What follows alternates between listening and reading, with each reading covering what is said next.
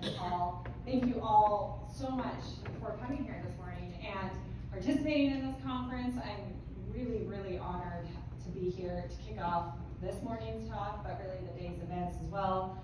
And I have a tremendous amount of respect and appreciation for the knowledge that's in this room and that comes out of Colorado. I would certainly say you guys are at the forefront, not just from the practitioner's perspective, but also in the research and policy. So again, it's just a great honor to be here, and I thank you all for your time.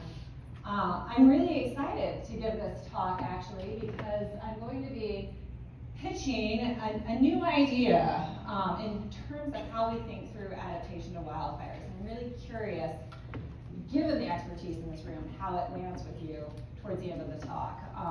So I'll be talking, roughly 30 minutes or so, probably a little bit over, and then allowing a lot of time for Q&A, because again, I'm really interested to see how you all in this audience receive this presentation and my points, my theory really, about how we can accelerate adaptation to wildfires.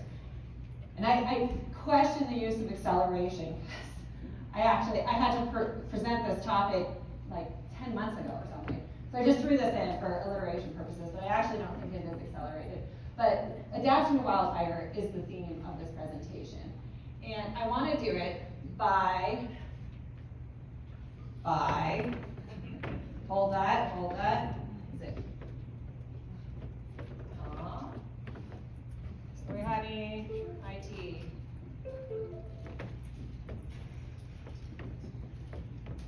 Do you want me to use mine? Everybody just think about that for a minute. Let it sink in. Any questions? Try hitting it. I tried it. Why don't we just use mine?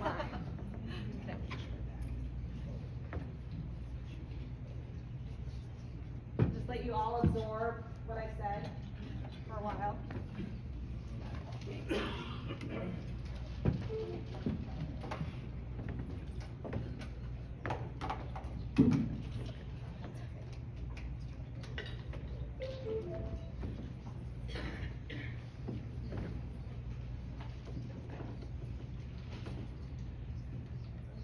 Oh boy. Oh, I wonder if we've got conflicting USB. Will it click on that? It's not even actually advancing at all. There we go. Yes. All right. Yeah. Okay. In anticipation of what I was going to say. All right, adaptation to wildfires. The way I am going to essentially spoon feed this to us as a group in this presentation is to orient the context around 4 primary touchstones, or really strategies of how we can contextualize adaptation to wildfires, the process that are needed. And these are just strategies. They're baseline conversation starters. By no means is this meant to be exhaustive or comprehensive, but they're essentially the road markers for this presentation and the roadmap I set out before us. And so that includes data, investment, skills, and society. So what I mean by that is, let's start with data. Data meaning tools and resources that draw from the best available research and science to inform and improve decision making. This is essentially the who, what, when, how, and why. In addition to that, I would argue we need a lot of money. This is going to take a significant amount of investment, but we're already spending a significant amount of money on this. By investment, by definition, I'm talking about upfront, proactive money being spent now to yield long-term benefits and savings. So investment, federal level appropriations. And part of that, we need skills. So for the context of this presentation, I'm talking about workforce development. And I understand workforce development is broad across all sectors of society right now, in particular here in the wildfire management paradigm. But what I'm talking about for this presentation is really the cultivation of a unique skill set that I would argue is really non-existent at this time. And I'll talk about that in a little bit more detail towards the end of my presentation. So skills are needed. And yet, we know in this room that no matter how much data, how many resources, how much money, or how many people we throw at this problem, it's not going to go away if we don't have the buy-in and the leverage from the communities on the ground. And if they're not directly engaged in the process and in the change they want to see. Because without that, adaptation remains a theoretical construct meant for lecture halls and boardrooms. So these are the 4 guiding points of the conversation, the baseline. But before I do that, I'm gonna ask you to please indulge me, and I'm gonna walk us through a little story here, or a thought exercise. And so I'm gonna describe a scene to you, and as I do so, I want you to just kind of envision it. Let it play out in your mind. And so, again, please play along with me on this. Please picture a quiet and a quaint community that, while very, very beautiful, is unmitigated and unprepared for a natural hazard. A disaster strikes the late afternoon hours during peak traffic time. And in the aftermath, more than 130 people are dead, hundreds of people are injured, and thousands of people are homeless and evacuated. Damage to buildings, infrastructure, commercial and critical assets is extensive within the impacted area, and the costs for responding, rebuilding, and recovery are into the billions of dollars. So, everybody have this in their mind? Can I ask you to raise your hand if what you're thinking of is a wildfire? Is that what you're picturing as I describe this? Makes sense. We are in a wildfire conference, right? Makes sense. Did anybody think about a disaster that wasn't a wildfire? Couple, Allison, yeah? Does anybody know where this picture is? No, Anchorage, Alaska. And the incident I described was the Great Alaskan Earthquake of 1964, striking on the evening hours of March 27th, again, leaving 130 people dead. It reached a magnitude of 9.2 on the Richter scale. Remains the single most powerful seismic event in North American history. And while coming at great cost to the people and communities of Anchorage and the surrounding area, the lessons learned and the policies put in place to ensure that no such level of devastation would ever again occur from an earthquake have been formative in our national response to seismic hazard mitigation. So what's my point? This is a wildfire conference, not an earthquake conference. My point is that when it comes to adaptation strategies at the community level, we may not have to reinvent the wheel with this. That there are important lessons and best practices out there from the seismic community and other natural hazards discourse that we can learn from and apply in how we adapt to increasing wildfire risk. And that's really the point of my talk today. Before I do this though, let's step back for a minute. Let's first describe what we mean by adaptation. What is adaptation? How is it different from the many other kind of vernacular we throw out there? Well, borrowing from my good friend Lisa Dale, who literally wrote the book on adaptation, she describes it as intentional adjustments, the process of adjustments, to expected or actual stimuli or stresses. With respect to human systems, it's adjustments made in order to moderate or avoid harm. I would argue that for adaptation to be effective, it must be intentional, it must be deliberate, it must be anticipatory, foreseeing potential outcomes. In order to avoid inadvertent harm over the long run, adaptation must yield long-term, sustainable solutions in contrast to short-term coping mechanisms, leading in some situations to maladaptation. And if done well, adaptation can lead to true transformative change. But that's what adaptation is. How does it happen? What instigates it? What's the driver? And in the natural hazards discourse, it's usually the result of one of two different factors. One option that can drive a system to adapt is a series of stresses, subsequent nudges that eventually, gradually pushes a system into adaptation. Alternatively, it can occur from one single triggering event, pushing a system beyond the threshold, forcing it to adapt, which was the case with the seismic hazard program. So I'm going to use this to kind of contextualize what we mean by adaptation.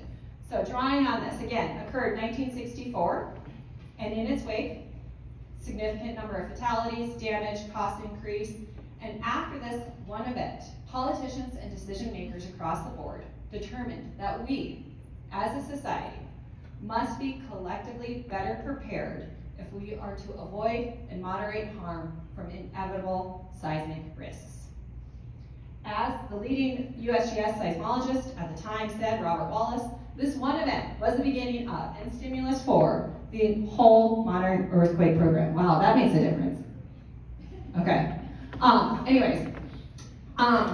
So following this triggering event, it prompted a cascade of different activities, compromise across bipartisan line, in-depth negotiation, and extensive diverse stakeholder engagement. But what ultimately culminated was the first multi-agency, interdisciplinary, coordinating partnership to address seismic hazards before they became disasters. Ultimately leading into the National Earthquake Hazard Reduction Act of 1977, which 1 year later established the National Earthquake Hazard Reduction Program in 1978. This program, very unfondly known as NEHRP, isn't that terrible? It sounds like an STD. I got NEHRP this weekend. Anyway, sorry, I'm derailing us. Okay, so NEHRP.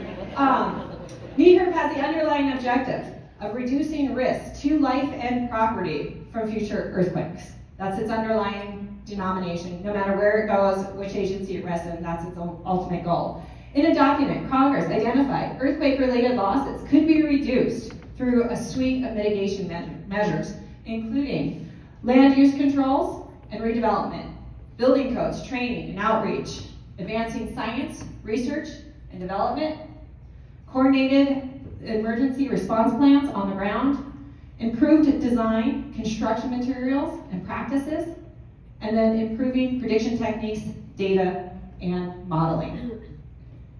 In adopting this act, Congress determined that by better engineering, designing, and planning our homes and neighborhoods with with earthquakes in mind, that we could actually create communities that could be better supported and that could withstand future seismic risks. So my point is that we can apply this similar approach for wildfires. Before I go any further, in recapping what Paul said, I want to really introduce myself again so you know who it is you're listening to. So my name is Kimi. I am the lead wildfire researcher and policy analyst with Headwaters Economics. As Paul noted, Headwaters is based out of Bozeman, Montana. I personally live just next door in Livingston, where I was born and raised. And we work to surface and interpret data to inform research, policy, and locally driven solutions to help people and communities thrive in a rapidly changing world. In a world that for everybody in this room is increasingly on fire.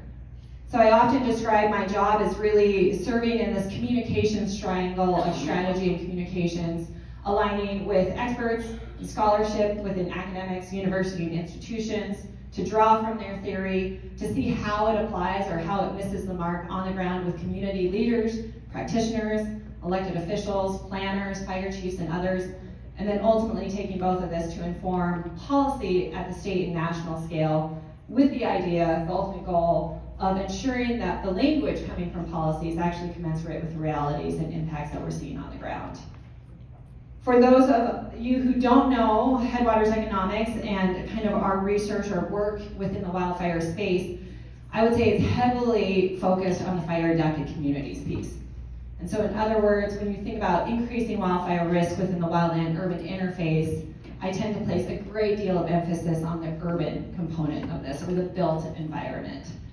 So I routinely argue that if we continue to overlook the role of people, communities, and the built environment within the wildland urban interface, we will continue to address only half of the problem. So that's really the focus of this talk, and I understand I'm dealing with an audience that largely focuses on the wildland, so I apologize if what I say may not really hit home with you. And so, no, I won't take it personally, but again, I am very much curious to see how you will all receive this presentation towards the end. Because make no doubt about it, we do know that wildfires are increasingly an urban problem.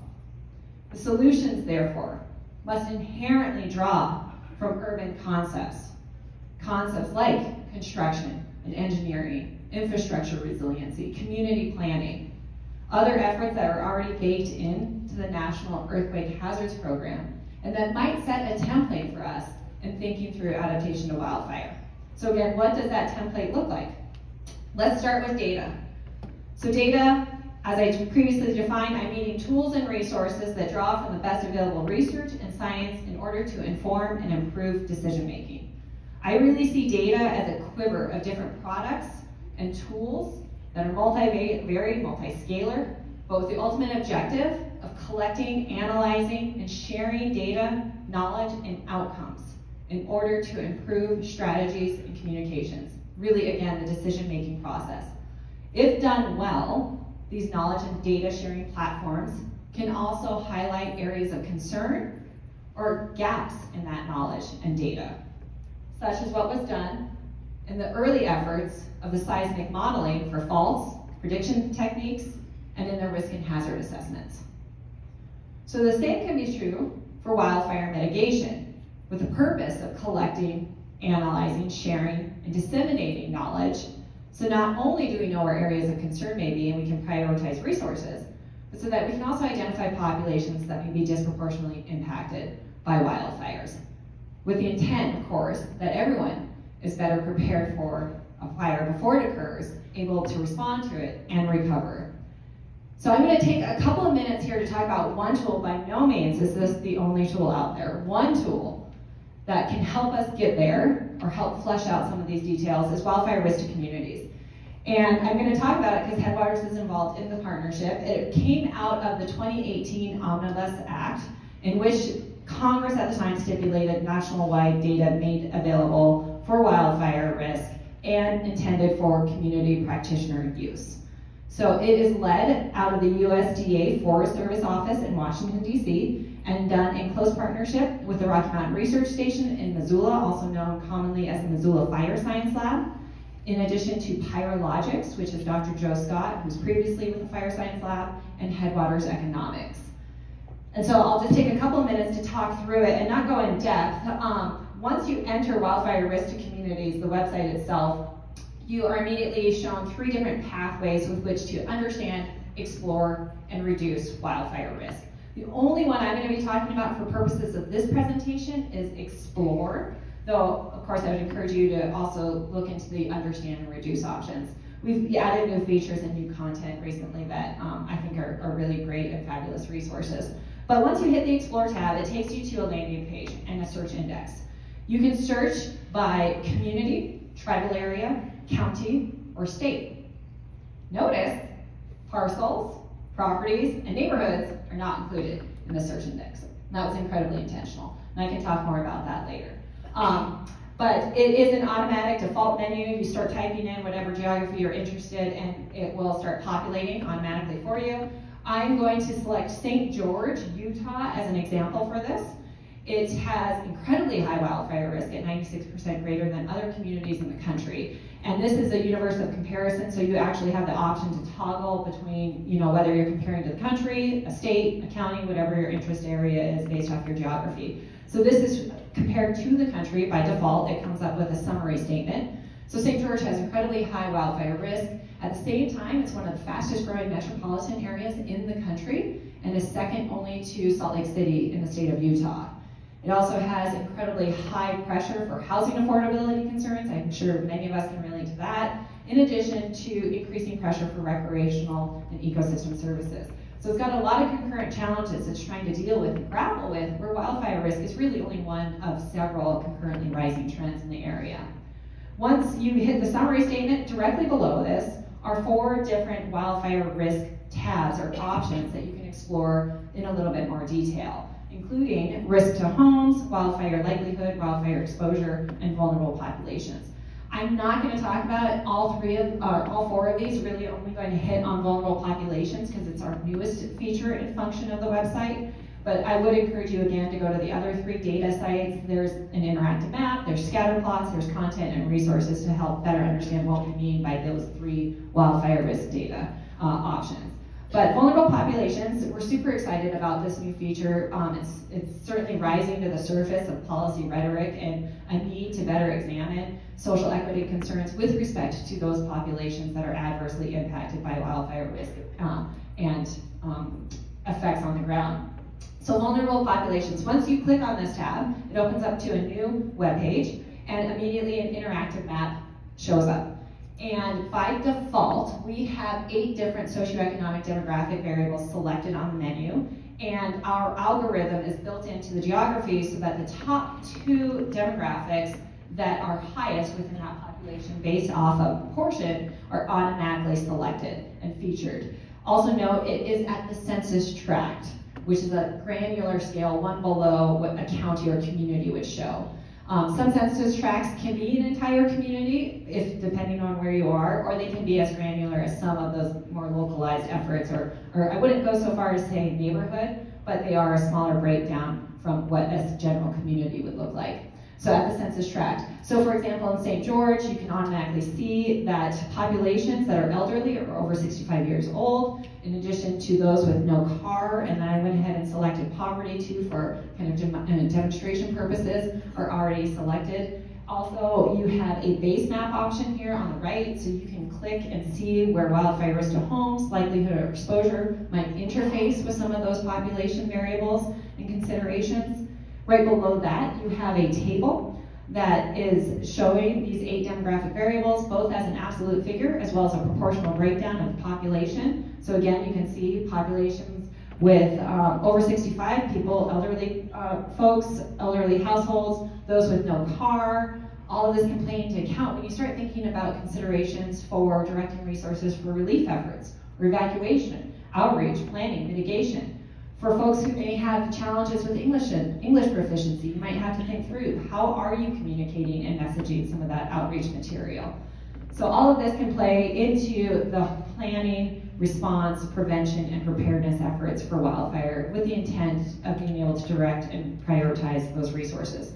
Also, very importantly, we have a download detailed report option. If you were to click that, a PDF is automatically downloaded into your download folder with all this information as graphs, charts, tables, and interpretive summary statements so that you can literally copy and paste from these PDFs. They're also provided as Excel spreadsheets, and put them into grant writing documents or other materials that you need this information at your fingertips. So we've done our best to try and streamline this for you. In addition to that, one of the needs that came out is, well, this is great, this information is really helpful, what do we do with this now? So we tried to, again, spoon feed this to different types of users based off of your role within the community. Keep in mind the Omnibus bill made it very clear that this tool was intended for community practitioner use.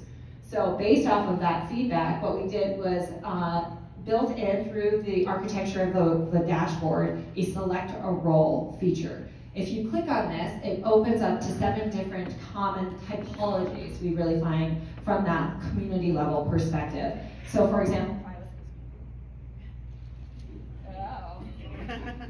the mic has decided it's had enough of me.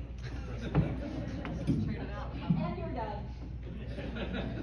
This one's better. Way to be adaptive. Okay.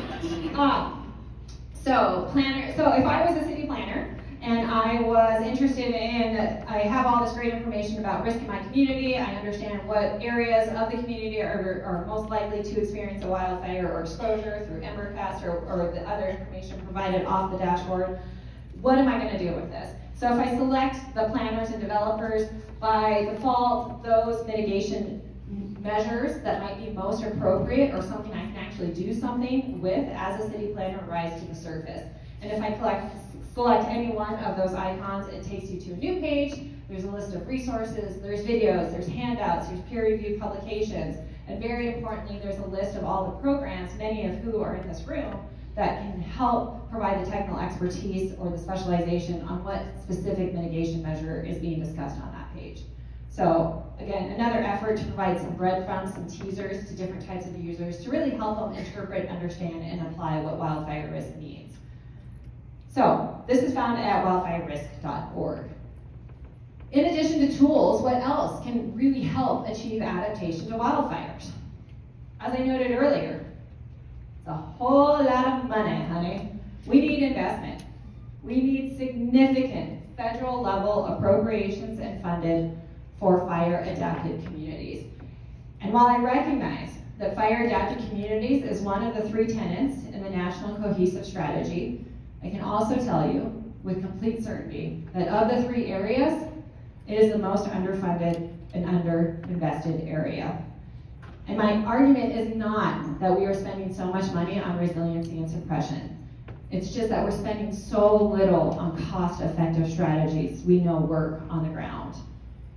Because if our ultimate goal is to reduce risk to people and communities from wildfire, then we must deliberately and intentionally invest in people and communities. Investment in the form of unique private and public collaborations, and subsidies and grants for low-capacity communities, directing resources to populations disproportionately impacted, unique homeowner incentive programs, and other efforts that really stem from the local level. Because the wildfire impacts the realities that we sit in conference rooms and talk about, you all know this, they're being felt, responded to, and experienced at the community level. And it is the communities that are really stepping up in aggressive and unique ways to address long-term resiliency against wildfires. And we know that mitigation and investment works. For every dollar we spend in upfront mitigation, it yields $4 back in long-term benefits and savings. But communities cannot do this alone.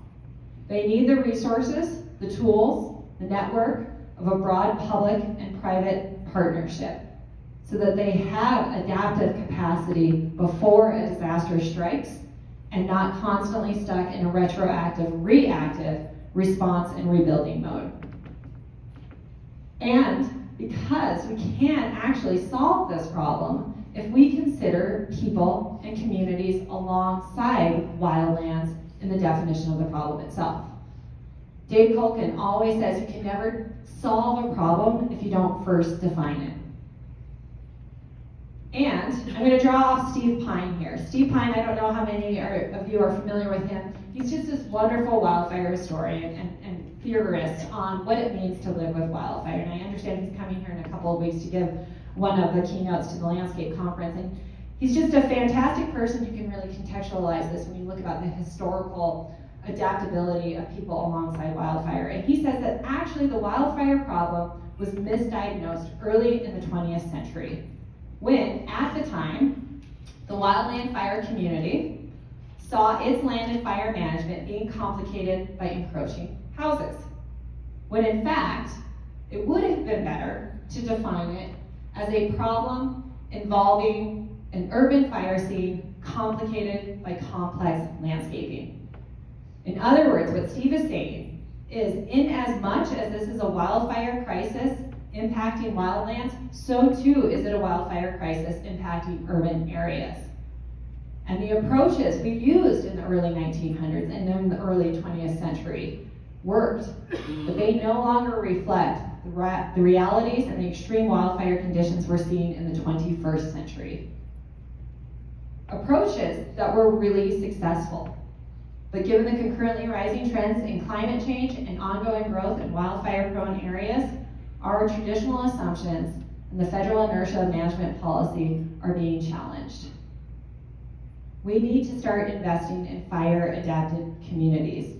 And what is needed is a dedicated line item of appropriations that funds fire-adapted communities at equal levels that are commensurate with hazardous fuels reduction and response, so that all 3 tenets of the National Cohesive Strategy are mutually and collectively addressed, and so that all 3 phases of the wildfire arc are also considered in the before, during, and after of a wildfire disaster. So, I'm going to take a minute here, because what I'm proposing is funding and appropriation specific for fire-adapted communities, and by that I'm talking about mitigation measures to the built environment, private parcels, structures, community, and infrastructure. Who is the best agency, or where would that theoretically rest? That's a good question, right? Is it federal land management agencies? And by that, I'm talking primarily about the USDA and the Forest Service, or alternatively, its counterparts within DOI. Are federal land management agencies the best suited to address parcel-level structural ignition vulnerabilities, community design, and infrastructure within the built environment? My argument is no. I do not believe that the federal land management agencies are responsible for this. And part of that is because it's just too big of a challenge for any one single agency to take on. Somebody needs to step up and fill that void. In addition to that, I'm going to again draw back off Steve Pine's theory here. In that, for too long now, the Federal Forest Service has taken on the responsibility of home protection. And if you follow Steve Pine's work, then you know a lot of this came out of the 1910 Great Fire. 1905 was when the Forest Service was established. It was very infant in its generation as an agency. Following the 1910 fire, it took it upon themselves to contain and extinguish all wildfires with the effort of minimizing that level of community devastation ever again. But federal land management agencies are just that. They manage federal lands. The skills, the resources, their expertise is largely based in natural resources, physical sciences, fire ecology, biology, other sciences that have been very, very beneficial in their use of managing wildfire. And we all know the success rate, right? 98% of all wildfires are successfully suppressed. It's the 2% that escape that become community disasters. And this is where I would argue a new skill set is needed, because we have suddenly transitioned from a wildland, natural-based setting into an urban developed context. And this requires application of knowledge on built environment concepts. Concepts like building mitigation and structural ignition vulnerabilities, community design, infrastructure resiliency. Other themes that are not necessarily housed within the federal land management agencies. So, if it's not the federal land management agency responsible for mitigation measures to the built environment, then who does it? Where would this be housed? And again, I think we can learn lessons from the seismic hazard program. So I'm going to draw us back to this slide. If you recall, this program was adopted and established in 1978. At the time, Congress determined that earthquake-related losses could be minimized through building codes, outreach, training, ignition vulnerabilities, looking at the built environment, through construction practices, methods, prediction techniques, data, modeling, and other objectives. That's not all they did, though. They also determined in this act who would be responsible for these objectives and seeing these goals through. So the first two, land use controls and coordinated emergency response plan, they said, you know what, essentially this is municipal government, this is local jurisdictions. We will help you, we will provide assistance as needed, but this is kind of where you need to shine. Debatable whether that happened or not. And the latter four options, they appointed actual 4 interagencies to work together to address this. And so faced with a similar question of who should be responsible for addressing mitigation measures to private structures, properties, parcels, communities, and infrastructure, the seismic community determined that FEMA was the best agency to house this. I'm not saying this is right, but this is what was modeled after the 1978 Act. But FEMA would not be alone in this.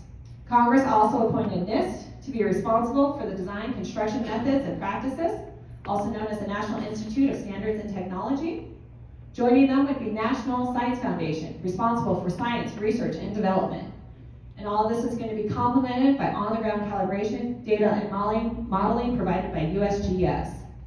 So in other words, this program had 4 underlying objectives. Implementation was mandated to FEMA in the form of building codes, outreach, training, and very importantly, grant distribution in the form of competitive and non-competitive grants to communities. NIST, again, National Institute of Standards and Technology, was responsible for engineering, coming up with the principles and the science to inform what the building codes were supposed to do and their intended purposes when implemented. The counterpart for Wildfire, of course, would be Alex Maranghetti's and what he's currently doing with his team through NIST. National Science Foundation, responsible for knowledge generation. coming out of the University of Colorado in Boulder, ironically, and really building off the great work of Gilbert White. I would argue remains today one of the leading academic institutions with respect to hazard and reduction vulnerability studies and research. Very well primed to continue this for wildfire. And USGS, which was responsible for data and modeling, the ground calibration.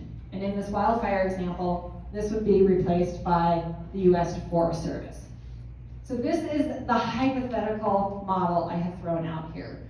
It would determine where agencies would be involved, what that interactive coordinating partnership could hypothetically look like, but it then begs the next question.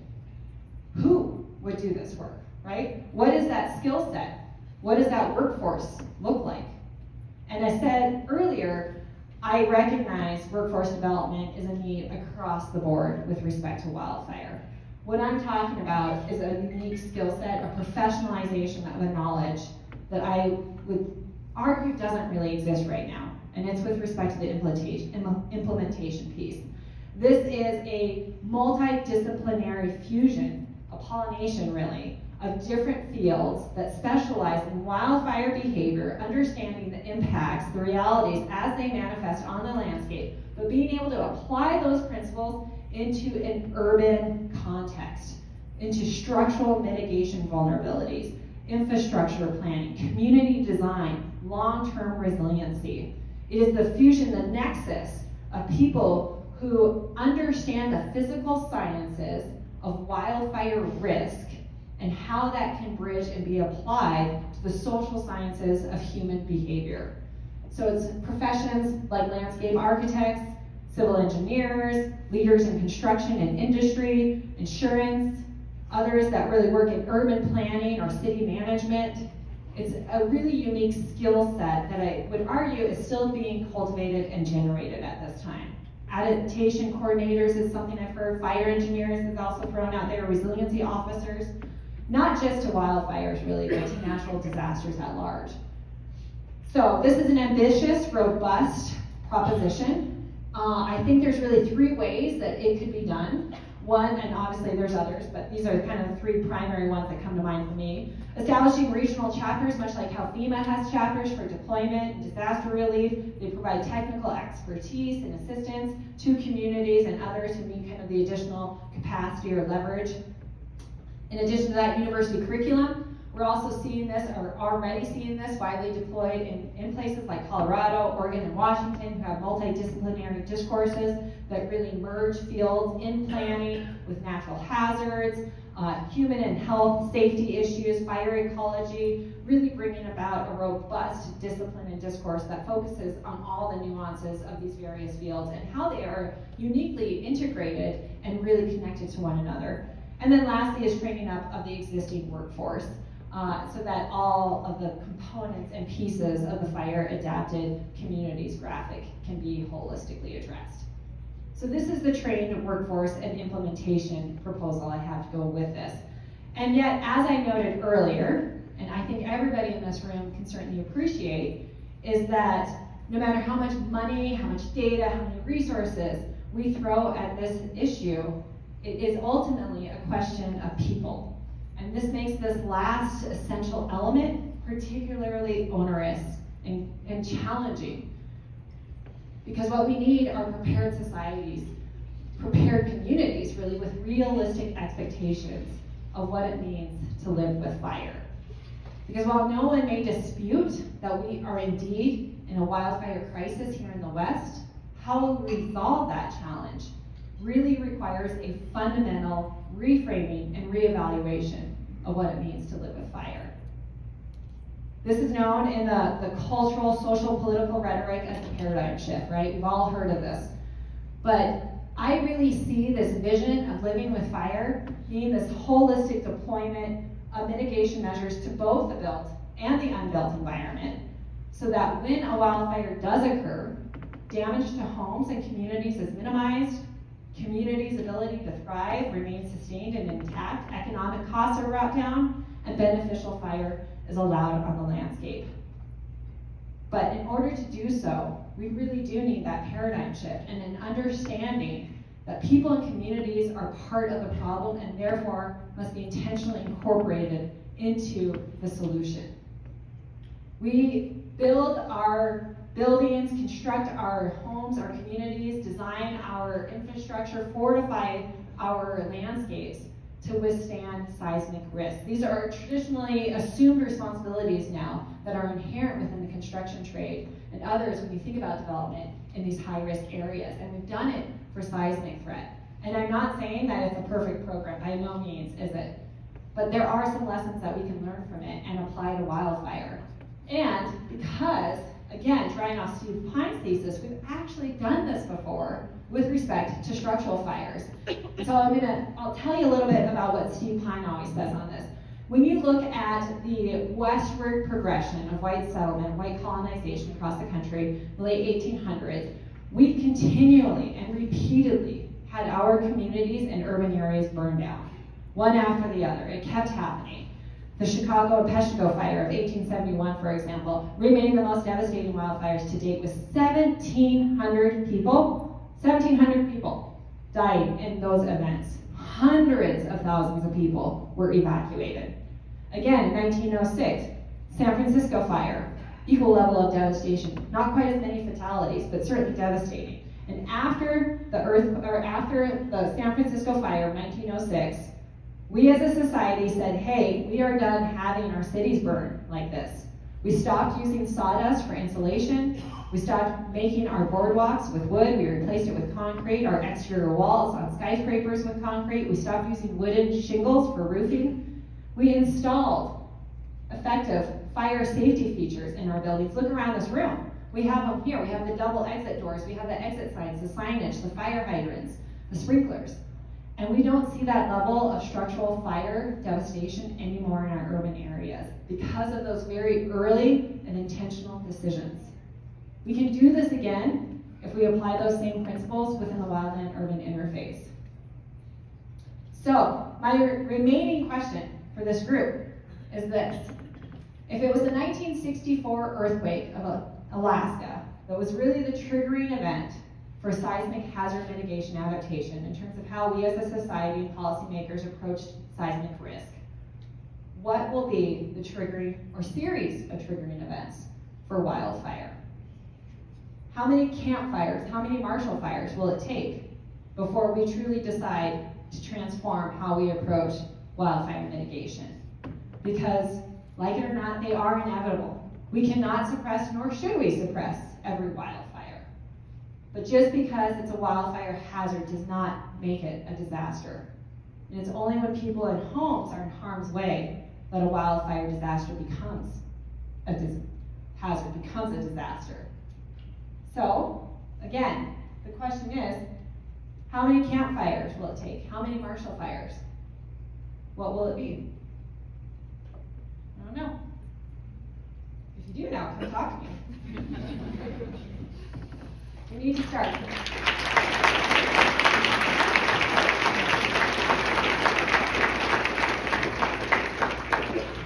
don't know how our timing is. I think just dead, or did you get turned off? I think it's good now. I didn't turn it again. All right, so, that one working? All right. Well, thanks for that amazing presentation. I think we have some time for some questions. So, questions from the audience, we can pass around the mic. On the question of organization, I have a long history with the U.S. Forest Service. I wonder if alignment of an organization in accord with a cohesive strategy would make some sense. We have a suppression organization. We have folks that are focused on resilient landscapes and have expertise. And I agree, the second tenet of mitigating and protecting communities is weak, or weaker than maybe the suppression side due to the history. So the organization question to me is interesting, and I'd be interested in your thoughts of possible alternatives. So are you saying organization within Forest Service, or? No, federally. Federally. Yeah, I know, it's a solid question, right? Because the cohesive strategy is housed within USDA, and yet what I'm proposing is that fire adaptive. And I wouldn't say it needs to get pulled out of the cohesive strategy by any means. I think it's a very, very tight document and a great strategy for use.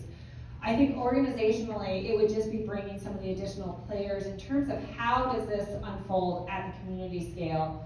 The agencies who actually have experience with that piece in terms of private, personal, community built environment measures, even a group like HUD or FEMA should be at the table. And to help think through the distribution of grants, subsidies, technical assistance, resources to help leverage the community efforts so that what is done on the wildlands is complementary to that. I don't know if that answers your question. I guess it's just the additional need to have some of those folks that at that federal scale who could help potentially leverage the built environment piece be at the table. And I think that's happening. I know it's happening. It's just now kind of picking up pace.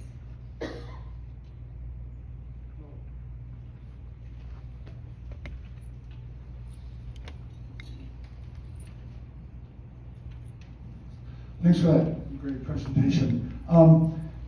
In terms of training and the skill sets that you referred to that may not be there, is part of that in your consideration the actual implementers? Because as somebody who helps do that, you know, we have loggers, we have tree services, we have a relatively new industry of mitigation folks, and the cost per acre are very high between all those. So I was just wondering, is that part of your consideration? Is that we also, so training needs for the folks who are going to do the on-the-ground work, the planners, the architects. I agree that sort of integrated skill set may not be there, but there's also a real gap, and it's getting painful because there's more money than people to implement it correctly, which supply and demand means the price per acre is getting too high. Yeah, absolutely. Yeah, absolutely. I would really say to make some sort of summary statement on a broad national scale may not be appropriate, because I always argue that it's the local districts, the local councils who would know that need best. But certainly, the way it's done in the seismic program, that would be the model for a wildfire program, is that grant distribution is given to local council, local fire districts for distribution from that point down. So it's not something of, it's not coming at a congressional scale and saying you need to train so many landscape architects. It would be the distribution down to a local jurisdictional level, because ultimately it's still the fire departments and others that know that landscape best or have that subject matter expertise when it comes to some of those private personal conversations. So yes, workforce development across the board would be part of that.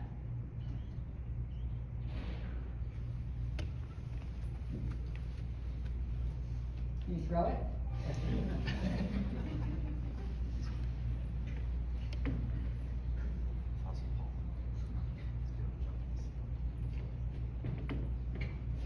Do you know of any communities that already serve as an example of some progress made in this direction? I'm thinking specifically of, the earthquake was the trigger once. What about the neighborhood being rebuilt, or the steps that displaced people have had to take because of this when the entire neighborhood is wiped out? You would hope that when you go back to rebuild, you kind of keep that in your brain when you're kicking through the ashes to rebuild.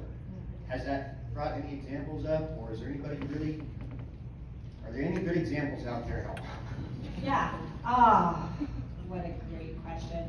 And I would actually also field this out to others in this room as practitioners. My initial response is that we're looking at Paradise right now as a potential example, and I think some things are seem to be really well in addressing, hey, we don't want this to happen again.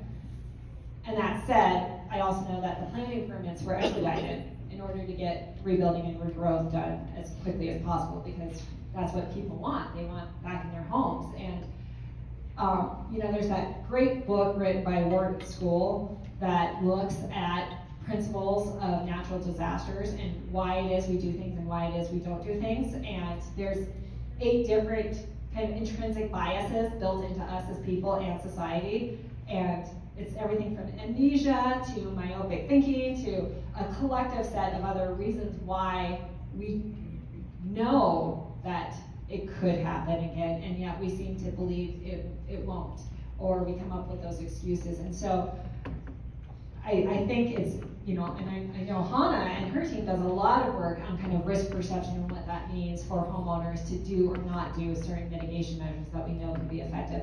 And so I don't know if I'm getting to your question here. Again, I think Paradise could be a potential example. I'm working with a community in California right now that I really think is doing outstanding work in addressing the additional needs to the built environment. There's a couple that come to mind. One being Portola Valley and Woodside, demographics set aside, because it is Silicon Valley and there's a level of education disposable income there that allows them to do this. But that said, they are taking what is mandated by the state and enhancing it with individual home hardening ordinances at the neighborhood scale, which actually amplify what the state has already passed. So they recognize that CAL FIRE and local fire districts are doing a lot on the hazardous fuels reduction. They're getting rid of eucalyptus, putting in fuel breaks to the best that they can, but ultimately when it does get into the urban landscape and home density and potential for spread to spread as urban configuration, that requires home hardening. And so they've gone through and required that through an ordinance that amplifies really what the state has already done. The other comparison I would think is Missoula County that comes to mind for me. We have a terrible, terrible statewide WUI code in Montana that's just a watered down symbolic document. It does nothing. And so what Missoula County is doing is they're adopting it in practice, but having to supplement it with a zoning code, a subdivision ordinance, and other regulations to try and address at some of this other level of built mitigation measures. They've never experienced a wildfire, but certainly Missoula County has the expertise to recognize that it's any day now, they'll have a significant disaster at their hands if they don't start preparing today. So it is happening. Probably not to the scale that everybody in this room would like to see. Not to be a buzzkill. Hattie Canyon, 77, didn't wake up Missoula. Yeah. No, but I would say they're doing stuff now, though, that is starting to, I mean, you can only fight Jack Cohen for so long on that, right? I think when people think of the wildland urban interface, they think more traditionally of the campfire in a town like Paradise. Did the Marshall Fire change people's perspective of what is the WUI, and are big cities more concerned now than they were before the Marshall Fire? I'd love to answer that question on behalf of society at large. I don't know, certainly. But yeah, sure. Yeah, but media, I know, has paid more attention to it in terms of like, wow, that was, grassland, rangeland fires is something real and can happen. I know Jennifer Balch, based out of University of Colorado, has done great work on looking at where wildfires actually occur, and that some of the biggest, usually the biggest ones, are occurring on grasslands, and that forest fires within the wildland that we often consider it is only 40% of wildfires, that 60% does occur on those other types of landscapes. So I would like to think it's starting to wake people up, but again, I think everybody in this room knows that wildfire risk is pretty ubiquitous across the West. There's just very few places we can ever get away from it, especially when you start to account ember cast and what happens when a structure starts to burn and what that might imply for large spread-to-spread ignition across the neighborhood. And you get these questions about, well, where could I move if I want to get away from a wildfire, but I don't want to have to cross the Mississippi? You're just like, yeah. I always say it's prevalent no matter where you are, and you need to take the mitigation measures regardless if you're a grassland, a rangeland, or in a forested ecosystem. Some of the nuance might be slightly different, but ultimately the practices are still essentially the same. So whether it wakes people up, I'm not sure. That was kind of my question to this group. What will it take for us to start deliberately planning today for a more resilient tomorrow? And I don't think we've reached that threshold yet. Because I think everybody thought it would be something like the Marshall Fire or the Camp Fire.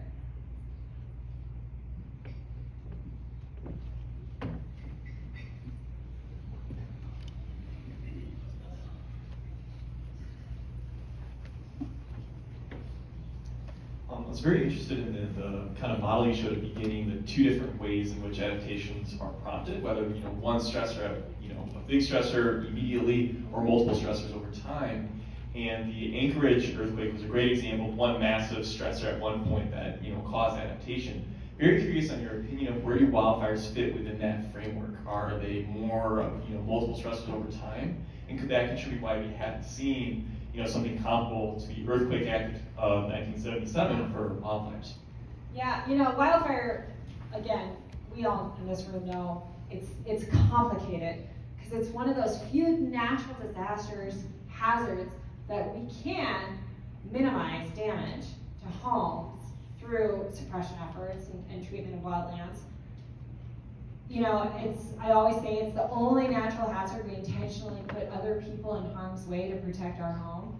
You would be called crazy if you tried to do that with a flood or a hurricane, and yet we continually do it with wildfire. So it's a little bit more complicated in other natural hazards, so I don't think it's an even translation over. And I think unfortunately what we're seeing is that everybody says the new normal, right? And so that we are adjusting our parameters as a society in terms of what we think is a devastation or a really particularly cataclysmic event that would trigger some sort of change, and it's becoming normalized.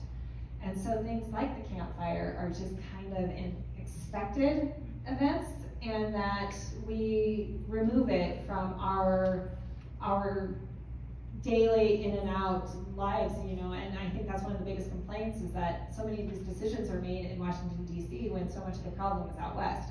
And so there's a departure there in terms of how it's responded to and what we're seeing happening on the ground. And so where wildfire fits under kind of one of those triggering events, again, I think a lot of us were like, oh, the Camp Fire, okay, that means we're gonna, and it has, to the benefit of, there is the commission that there'll be the panel on later this afternoon, and that many folks in this room are already speaking about things that are being done in response to get us more resilient for a better tomorrow.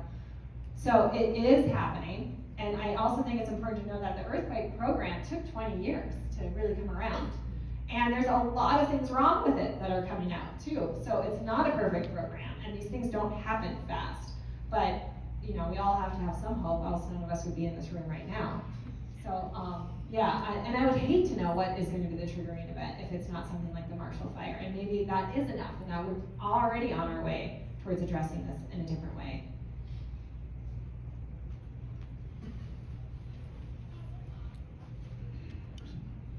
I appreciate the emphasis on the built environment. Looking back at the slides in your presentation, the one thing I seemed to not capture was insurance and what role they may play. So I thought I'd ask you to get in on that. Yeah. No, it's a great question. And insurance is, man, they are the elephant in the room, huh? I think one of the fallacies out there is that the onus of responsibility is on insurance companies. And I'm working very closely with, and Mr. Hubbard in the back is as well. There's a gentleman that's representing insurance, David Sampson. He's been a great source of knowledge on this topic and just trying to clear up quite a bit our understandings and misunderstandings about the role of insurance, and that they are really kind of the canary in the coal mine, is how he always says it. We're giving the red flag about what is already on the ground in terms of risk. They know it already through their proprietary modeling efforts, and that very often when it comes to natural hazards like wildfire, insurance companies, they're not preventative, they're not mitigation. They are going to be reactive in response because that is their role as insurance. And with wildfires, up until recently, they were just kind of a drop in the bucket, which is kind of hard to wrap your head around. There are more submitted claims for leaking washing machines than there were for wildfire costs. That has changed in more recent years. But when you look at hail damage, flood damage, wildfires still aren't reaching those levels of costs that we see with other natural hazards. And so when you look about, across the board for insurance companies, it's easier for them to just walk away than to work with homeowners to provide that ongoing coverage. And that is obviously not true in places like California that has a moratorium on insurance. So it's different state by state. But insurance is certainly a player, but they should not be considered our silver bullet in this. And the responsibility should not be burdened to just them alone. They need to be there at the table. I think they recognize that. I think they're starting to have to come and show up in ways they haven't had to before. Part of that is by congressional mandate. Or in places like California being forced to have to come to the table. But again, it's always going to be easier for them to just walk away and have a homeowner deal with it through a different provider or not get it at all than to work on those proactive measures. So until that shifts on a pretty fundamental level, I don't see insurance companies being kind of the single resource out of this. But they do come to the table with some pretty interesting perspective that I feel it can add great value in what we're doing for mitigation. That's on the mitigation perspective. So I don't know if that really got to your question at all, but yeah, they're coming to the table in ways I haven't seen in the past, but they're also not going to lead this charge.